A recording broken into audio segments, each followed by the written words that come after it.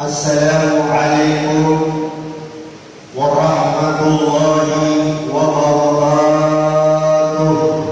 Waalaikumsalam. Alhamdulillah, wassalatu wassalamu ala rasulillah Sayyidina Muhammad bin Abdullah wa ala alihi wa sahbihi wa man wala. La haula wa la quwwata illa billahil aliyyil azim. Amma ba'd, hadirin hadirat jamaah tarwih yang dimuliakan oleh Allah. Ilmu adalah suatu fadilah bagi setiap mukmin. Ilmu adalah tuntunan bagi setiap orang muslim dan muslimah. Sampai di dalam hadis dikatakan carilah ilmu walau di Cina. Dan bahkan yang lainnya dalam hadis dikatakan utlubul ilma min mahdi ilal lahd. Mulai kita lahir sampai wafat kita mencari ilmu. Kenapa demikian? Saking pentingnya orang yang menuntut ilmu, maka Allah menaungi segala-galanya dan diberikan kebutuhan oleh Allah bagi setiap pencari ilmu. Maka setiap makhluk Allah mendoakan bagi hamba pencari ilmu di jalan Allah, sama dengan jihad di jalan Allah. Bahkan lebih afdal daripada jihad orang yang mencari ilmu agama Allah. Dia tinggalkan keluarga, dia tinggalkan sahabat, kerabat, sanak saudara, dan seluruh dia cintai demi mendapatkan ilmu Allah Subhanahu wa taala.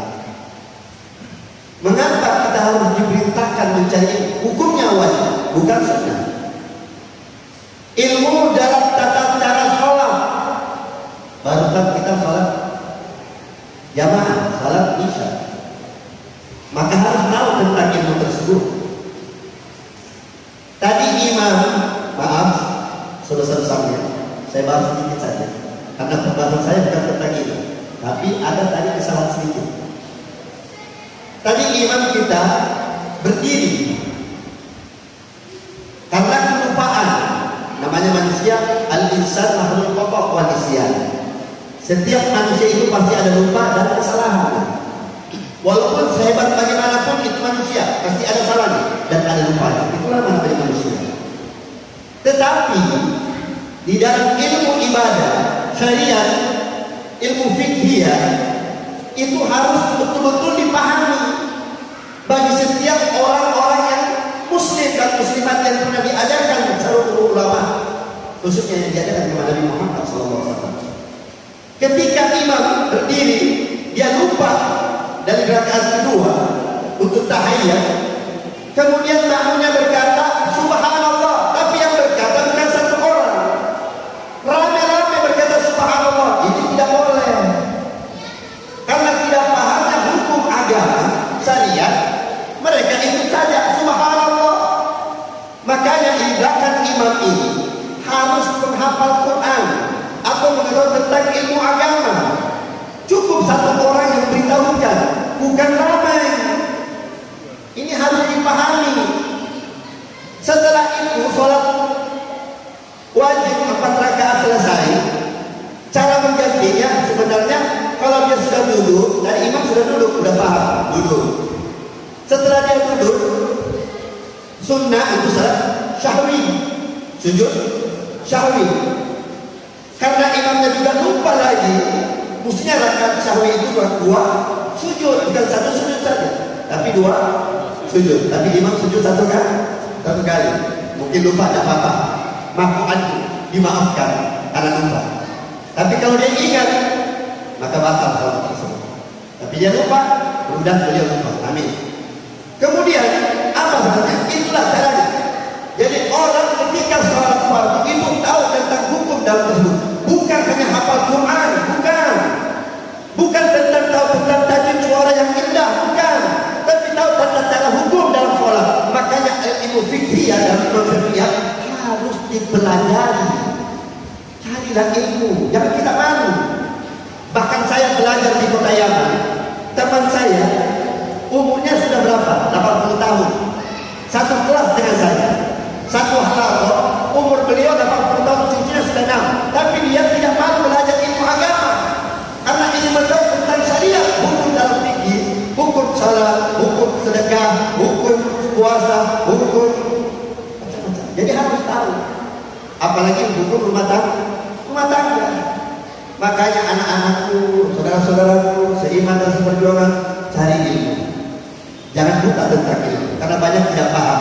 Tentang wudu tidak paham, tentang sholat tidak paham, tentang ini tidak paham.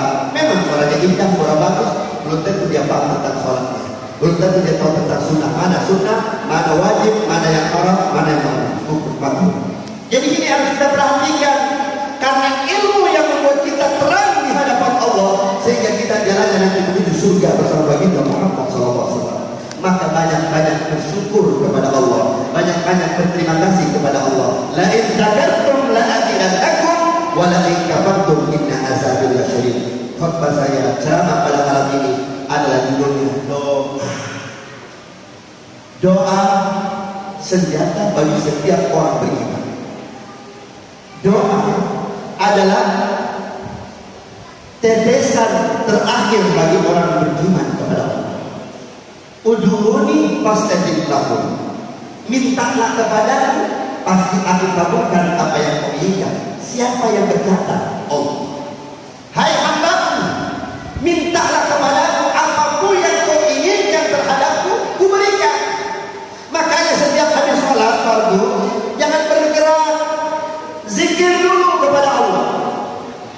Setelah zikir subhanallah, walhamdulillah, Allahu Akbar, selesai itu baca doa. Imam berdoa, makmum amin. Kita tidak tahu mana doa yang diterima. Kita tidak tahu mana doa salah satu di antara kita yang diterima sama Allah. Dan kita ini banyak dosa.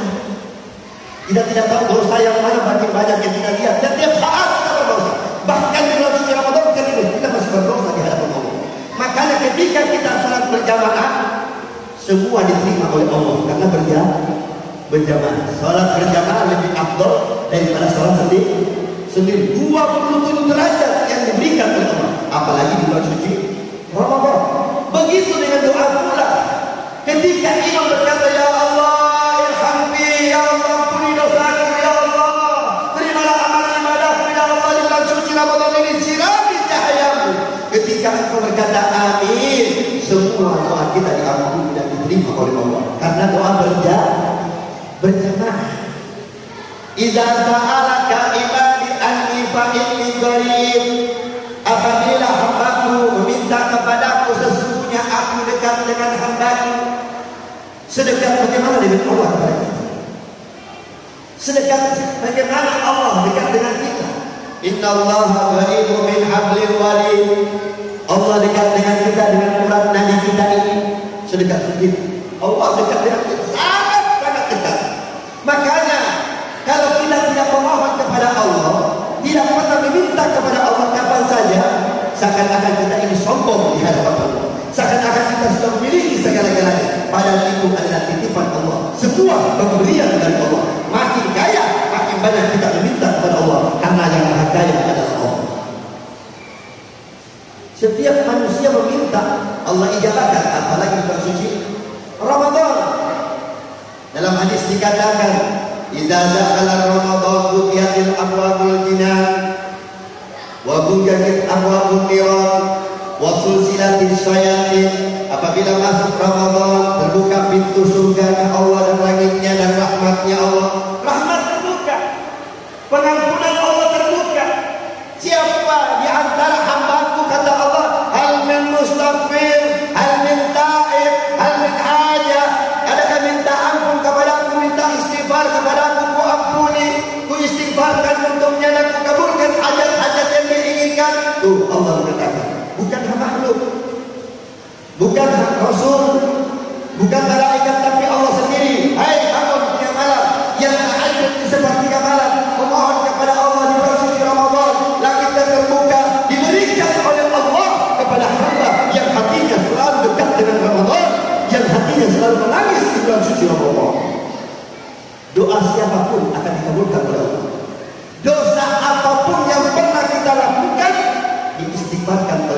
diampuni. Kullu dzambin maghfurun lahu. Setiap dosa diampuni, illa kecuali syirik kepada Allah.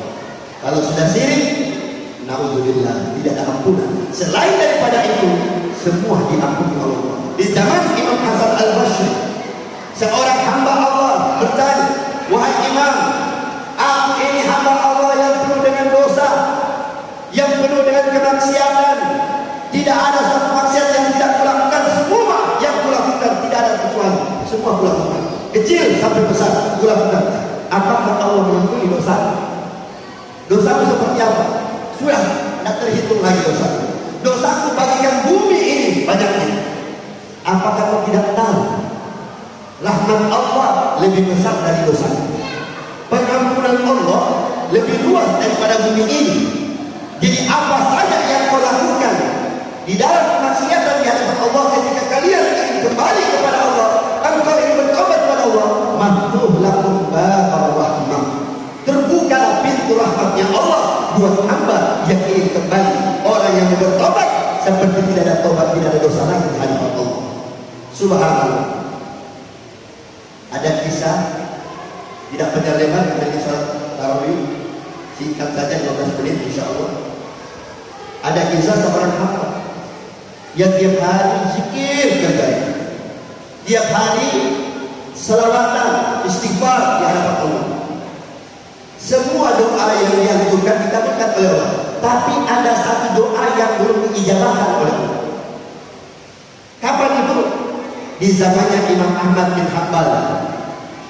Imam Ahmad bin Hanbal seorang ulama sufi, ilmu syariatnya luar biasa, ilmu hakikat, tarikat, ma'rifat dikuasai oleh Imam Ahmad bin Hanbal.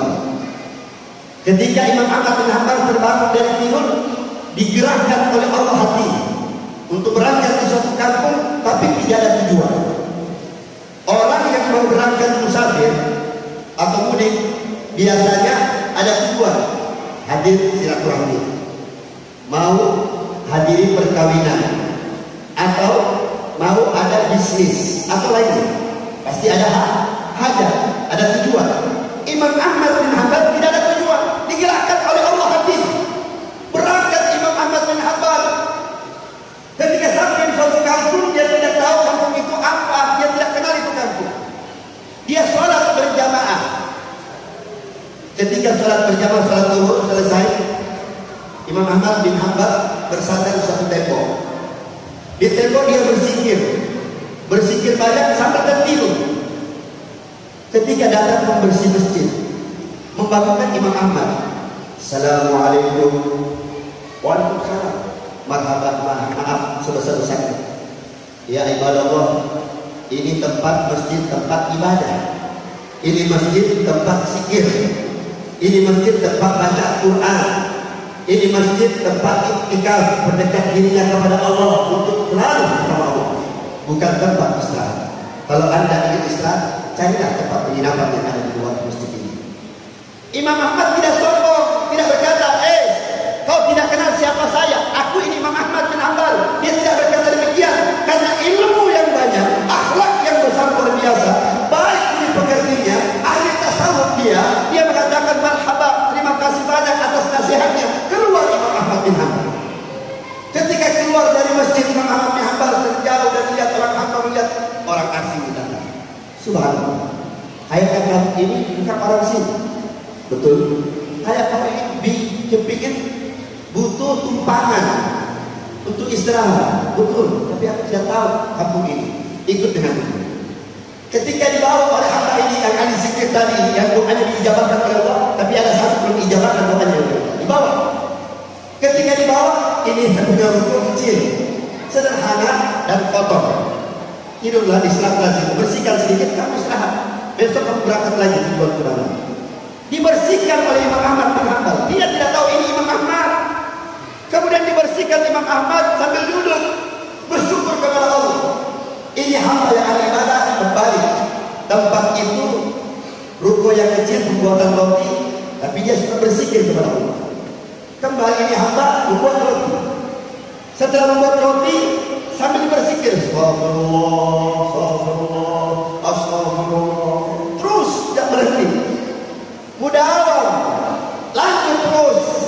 sampai dia berhenti membuat roti. Imam Ahmad bin Hanbal kaget melihatnya. Subhanallah, seorang hamba pembuat roti ini berzikir kepada Allah tidak berhenti. Aku penasaran kepada dia. Imam Ahmad mendekati hamba tersebut. Ketika didekati hamba, Assalamualaikum ya Allah. Waalaikumsalam ya Imam. Kenapa kau tidak istirahat? Aku kaget melihat engkau. Aku heran melihat engkau. Kenapa? Engkau membuat roti sambil berzikir. Iya, Imam, kenapa? Ini yang kulakukan setiap saat, setiap bahkan bertahun-tahun. Terus apa manfaatnya kau dapatkan selama ini yang kau lakukan? Apa utamanya? Apa fadilahnya yang kau lakukan seperti ini? Membuat roti sambil berzikir kepada Allah. Keutamaannya yang dilakukan membuat roti sambil berzikir, semua doa tidak pernah tidak dijabahkan oleh Allah. Doa semua dikabulkan oleh Allah. Cuma satu doa yang perlu diijabahkan. Cuma satu, iya. Apa doa itu yang perlu dikabulkan? Doa itu yang meminta kepada Allah. Kumohon, sangat-sangat mohon. Kepingin aku berjumpa dengan Imam Ahmad bin Hanbal. La ilaha illallah. Kau bermohon kepada Allah meminta untuk berjumpa dengan Imam Ahmad bin Hanbal? La ilaha illallah. Pantas hatiku digerakkan oleh Allah di kampung ini. Aku sholat di masjid tersebut berjamaah, setelah itu aku selalu diusir oleh pembersih masjid. Aku berjumpa dengan engkau untuk beri kumpangan aku di rumahmu. Pembuatan roti sampai kau bersikuliah dan kau Allah gerakkan hatiku untuk dikumpulkan, untuk diberangkatkan, untuk dipertemukan engkau dengan saya. Akulah Imam Ahmad bin Hanbal. Lalu kemudian ini hamba memeluk Imam Ahmad bin Hanbal sambil menangis dan berkata, Ya Rahman, aku bersyukur kepada engkau ya Allah. Aku sudah berjumpa kepada kecintaanku, kasih sayangku, Al-Imam Ahmad bin Hanbal. Inilah manusia yang paling baik di dunia. Inilah manusia yang paling alim di dunia. Tidak ada harta yang didapatkan kecuali sudah berjumpa dengan Imam Ahmad bin Hanbal. Doa apa saja yang kita memohon, la taqnatu min rahmatillah. Jangan kita pernah putus asa ketika kita meminta kepada Allah. Mintalah terus kepada Allah sampai kapanpun, insya Allah. Dan kita memohon kepada Allah, apalagi di bulan suci Ramadan, apalagi di tengah malam, insya Allah doa kita dijabahkan oleh Allah. Allahumma ja'alna minat tawabin, waj'alna minasy syakirin, waj'alna min ibadikas sholihin. Ya Allah ya Rahman, di malam ini ya Allah, di malam ke-27 ya Allah, Ramadanku, sebentar lagi kami ditinggalkan Ramadanku. Beruntunglah orang-orang yang menghidupkan Ramadanku. Beruntunglah mereka salat tarawih tidak pernah lepas dalam suci Ramadanku. Ya Allah, biasanya di bulan Ramadan, akhir Ramadan, mereka makin berkurang di masjidnya. Mereka simpan di masjid mereka kumpul di masjid mereka, makin banyak berkurang dasar tarawih. Tapi yang tarawihnya di mall untuk beli pakaian yang baru, untuk beli celana yang baru, beli HP yang baru, serba yang baru. Padahal ini tidak dipandang oleh Allah. Yang dipandang oleh Allah adalah hati yang suci, hati yang baru, bertambah iman kepada Allah, bertambah takwa kepada Allah. Ketika keluar dari bulan suci Ramadan, makin tambah imannya. Itulah yang dikatakan takwa libasan jadidan, pakaian yang baru ketika kita masih bertambah kepada Allah dalam ibadah kepada Allah. Mudah-mudahan kita semua dipandang dengan penuh kasih sayangnya, dipandang dengan penuh rahmatnya. Pandang kami ya Allah, bimbing kami ya Allah, berikan kami ilmu pengetahuan tentang agama ya Allah. Jangan kau bukakan kami ya Allah dalam ilmu kami ya Allah. Ya Allah, bimbing kami ke jalan yang benar ya Allah. Sirami kami dengan penuh kecahayaan di bulan suci Ramadan ini ya Allah, dan kumpulkan kami bersama kekasih kami Nabi Muhammad SAW ya Allah. Dan halalkanlah kedua mata ini nanti ya, ketika kami berkumpul di padang mahsyar, berkumpul di akhirat nanti ya Allah, berkumpul bersama kekasih kami, memandang wajah kekasih kami yang kami cintai, Nabi kami Muhammad SAW. Rabbana atina fid dunya hasanah wa fil akhirati hasanah